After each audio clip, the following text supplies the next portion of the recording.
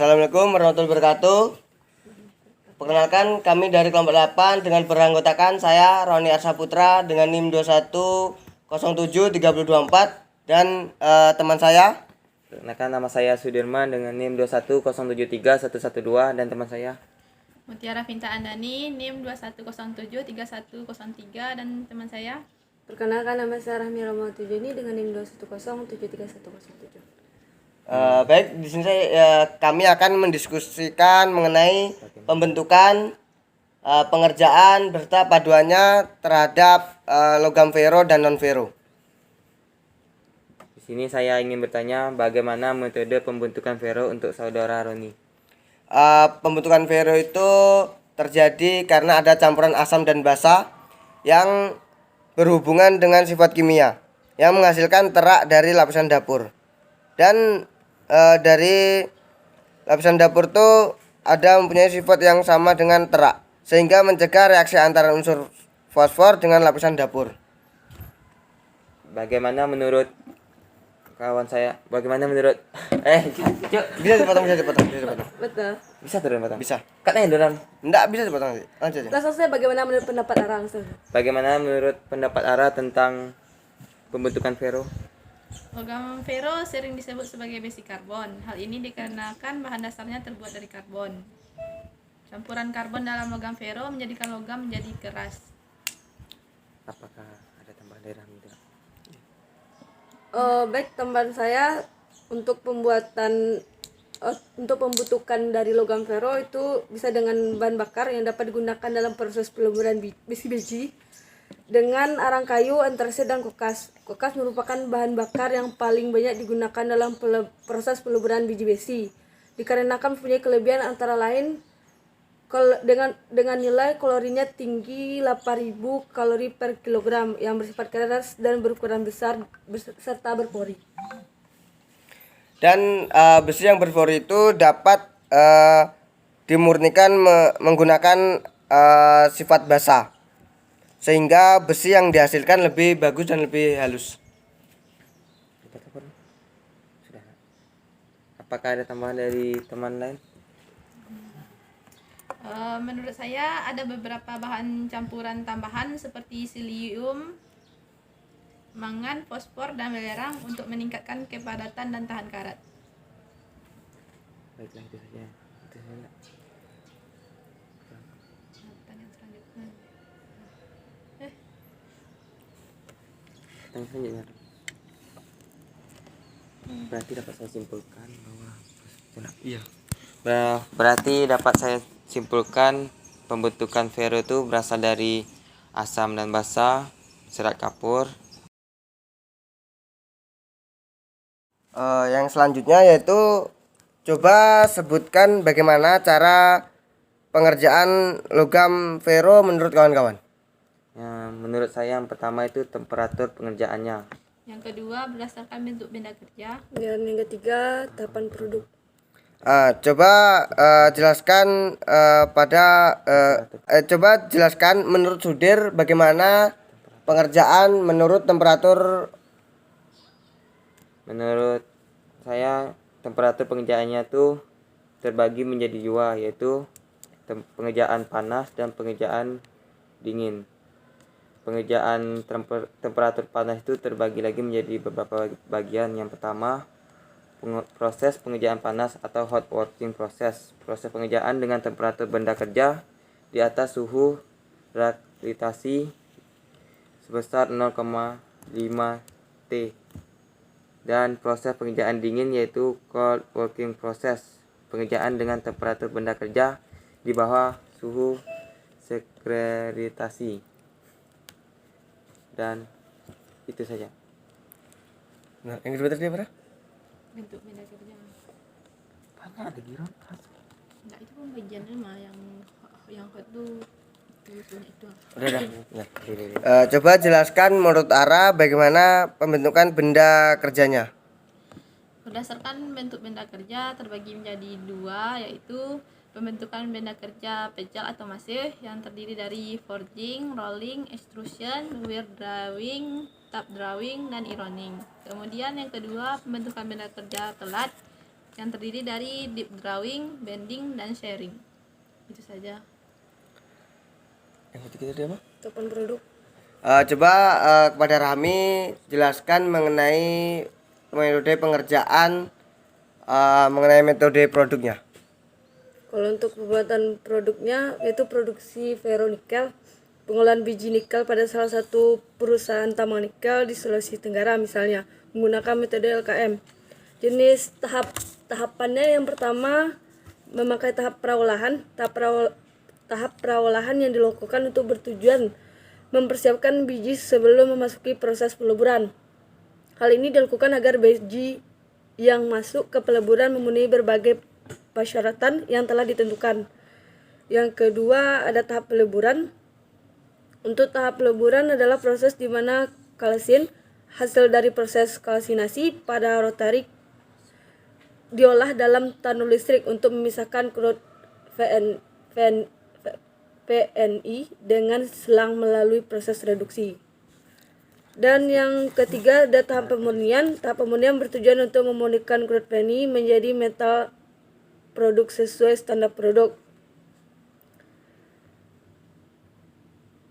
Baik, itu saja yang dapat saya sampaikan. Ada yang tanya lagi, Rah? Apa? Penjelasan dari cutting apa tadi?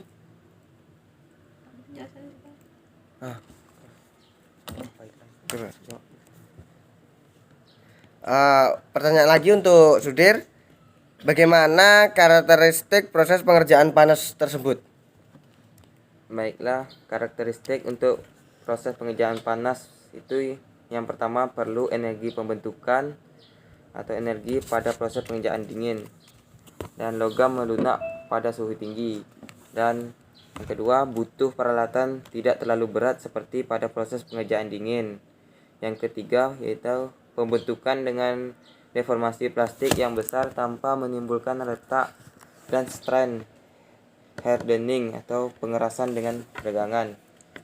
Yang keempat itu digunakan pada proses pembentukan primer, misalnya slabs atau plates, blooms, rails, blades atau bars. Yang kelima memperhalus dan memperbaiki struktur butir logam akibat adanya pemanasan. Yang keenam itu dapat menghasilkan berbagai macam bentuk dengan mudah. Dan itu saja karakteristik untuk proses pengerjaan panas. Oke. No. Lara? Lara enggak? Tadi punya Rahmi tadi apa, Mi? Yang terakhir jelasin tentang apa punya Rahmi? Tentang ferronikel. Enggak. Yang Tahapan produk batu. enggak tanya sih. Baik, berarti untuk pengerjaan logam vero yaitu ada 3 ya, temperatur panas atau dingin, habis itu pembentukan benda kerja, dan yang terakhir adalah tahapan produk. Apa sudah paham mengenai tahapan untuk pengerjaan logam vero? Insyaallah paham. Dari arah ada tambahan untuk pembentukan dari proses logam vero ini, ada proses pembentukan primer dan sekunder.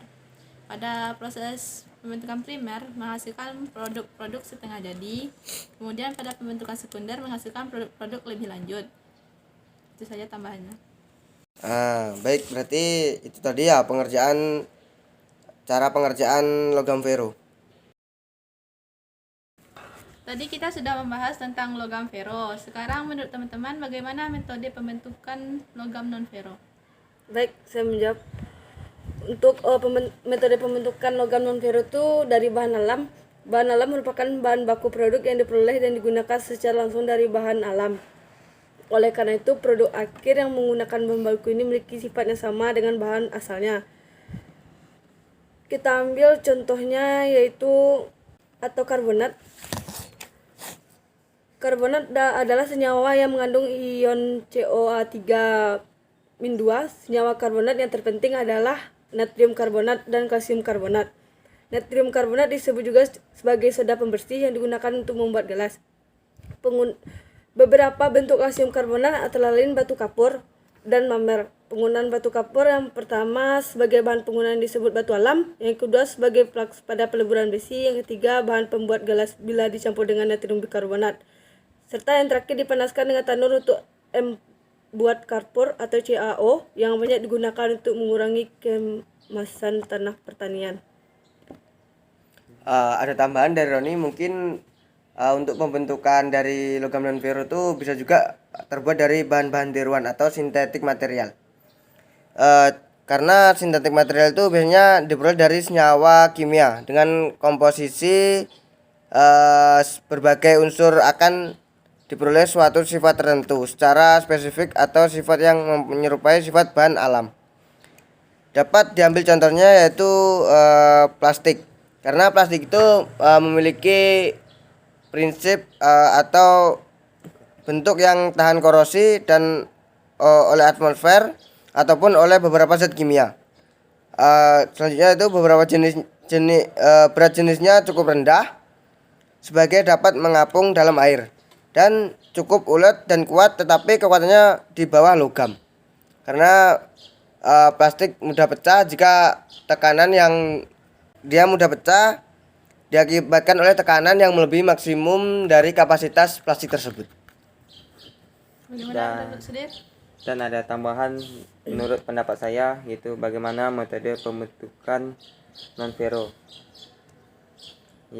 yaitu ialah dari bahan packing. Bahan packing sendiri ialah bahan yang digunakan untuk perapat ruangan yang berisi zat cair atau gas, yang sifatnya itu ialah dibedakan menjadi beberapa jenis. Yang pertama itu perapat statis, adalah perapatan bagian yang tidak bergerak terhadap satu sama lain seperti packing atau cylinder head, carter, dan lain-lainnya. Yang kedua itulah perapat dinamis. Yang dimaksud dengan perapat dinamis ialah perapatan bagian-bagian yang bergerak terhadap satu sama lain. Dapat dibedakan dalam dua kelompok, yaitu perapatan bagian yang bergerak bolak-balik terhadap satu sama lain dan perapatan bagian yang berputar terhadap satu sama lain. Dan bahan packing sendiri dibedakan di beberapa kelompok, yaitu bukan metalik, setengah metalik, dan metalik. Dan itu saja yang dapat saya sampaikan. Kembali ke Araf. Dari pendapat teman-teman semua, apa ada tambahan? Mungkin ada sedikit tambahan yaitu bahan isolasi. Contohnya yaitu penyekat listrik, penyekat suara, habis itu penyekat getaran, penyekat panas, bisa juga penyekat bangunan dan penyekat konstruksi bangunan mesin. Mungkin sudah jelas untuk metode pembentukan non ferro dari kita semua. Sudah paham kan teman-teman? Sudah. Alhamdulillah sudah. Baiklah teman-teman, untuk pertanyaan selanjutnya, bagaimana pengerjaan pada logam non ferro? Untuk jawaban bisa didahulukan oleh Roni. Kalau menurut Roni, untuk pembuatan dari logam non ferro yaitu bisa cara pengovenan atau kayak sistem percetakan dia. Jadi bahan itu dicetak kemudian akan menjadi sebuah bahan yang bisa digunakan dalam bidang otomotif ataupun bidang lainnya. Baik, untuk jawaban selanjutnya silakan Sudir. Dan di sini ada prinsip kerja pembuatan non ferro itu ialah melewati suhu permukaan dan suhu berhentinya. Dan penempaan panas itu ialah pembentukan logam dengan menggunakan gaya tekan yang terlokalisir yang dihasilkan secara manual atau dengan mesin. Baiklah, ada yang disampaikan oleh Hara. Kalau dari Hara mungkin prosesnya peleburan. Logam bukan besi atau non ferro ini tidak ditemukan sebagai logam murni di alam bebas. Biasanya terikat sebagai oksida dengan kotoran membentuk biji-biji. Apakah ada tambahan, masih ada tambahan lagi dari teman-teman? Kalau menurut Roni sih cukup dari itu untuk non ferro, karena non ferro itu tidak memerlukan proses pengerjaan yang lebih jauh lagi lah. Sebenarnya lebih eksekutif lagi. Enggak seperti kayak si logam vero karena dia membutuhkan banyak proses sehingga akan terjadinya sebuah logam vero. Baik, apakah teman-teman semua sudah paham? Diskusi kita untuk siang ini yaitu bagaimana panduan terhadap logam vero dan logam non vero. Untuk Mas Sudir bagaimana tanggapannya? Tanggapan saya logam non ferro itu ialah logam yang bukan besi dan logam ini tidak mengandung unsur besi. Dan logam non ferro ini murni kebanyakan tidak digunakan begitu saja tanpa dipadukan dengan logam lain. Karena biasanya sifat-sifatnya belum memenuhi syarat yang diinginkan. Dan kecuali non ferro murni yaitu platina, emas, dan perak tidak dipadukan karena sudah memiliki sifat yang baik. Baiklah. Untuk pendapat dari Siara bagaimana? Dari logam paduan terhadap logam vero dan non vero?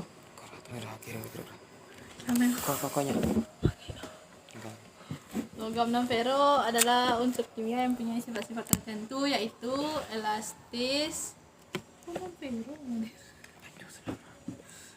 cair dan juga tidak dapat menghantarkan arus listrik, pK terhadap api dan tidak dapat terbakar dan juga mudah pecah. Bagaimana pendapat Rahmi tentang paduan terhadap logam vero dan non vero? Yang pertama saya akan menjelaskan tentang logam vero dan paduannya. Untuk logam vero dan paduannya, contohnya saya ambil baja paduan atau listel. Baja dikatakan dipadu jika komposisi unsur-unsur paduannya secara khusus bukan baja karbon biasa yang terdiri dari unsur-unsur silisium dan mangan. Tujuan dilakukannya penambahan unsur ini yang pertama untuk menaikkan sifat mekanik baja, yang kedua untuk menaikkan sifat mekanik pada temperatur rendah, untuk meningkatkan daya tahan terhadap reaksi kimia, dan untuk membuat sifat-sifat spesial. Baja paduan juga diklasifikasikan berdasarkan yang pertama komposisi, yang kedua ada struktur, yang ketiga ada penggunaan. Untuk logam non ferro dan paduannya, saya ambil contohnya itu aluminium.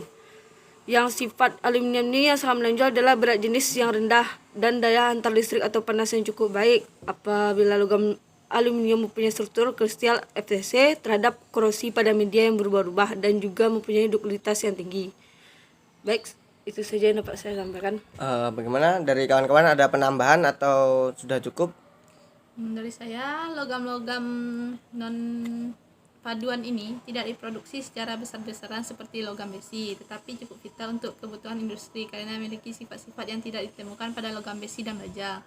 Sifat-sifat paduan logam non ferro adalah mampu dibentuk dengan baik, massa jenisnya rendah, penghantar panas dan listrik yang baik, mempunyai warna yang menarik, tahan karat, kekuatan dan kekakuannya umumnya lebih rendah daripada logam ferro, dan sukar bilas.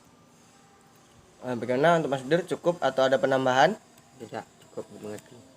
Baik, mungkin diskusi untuk siang ini cukup sekian dari untuk menentukan pembentukan, pekerjaan serta hubungan antara logam vero dan logam non vero. Sekian dari kelompok 8. Kami akhiri. Wassalamualaikum warahmatullahi wabarakatuh.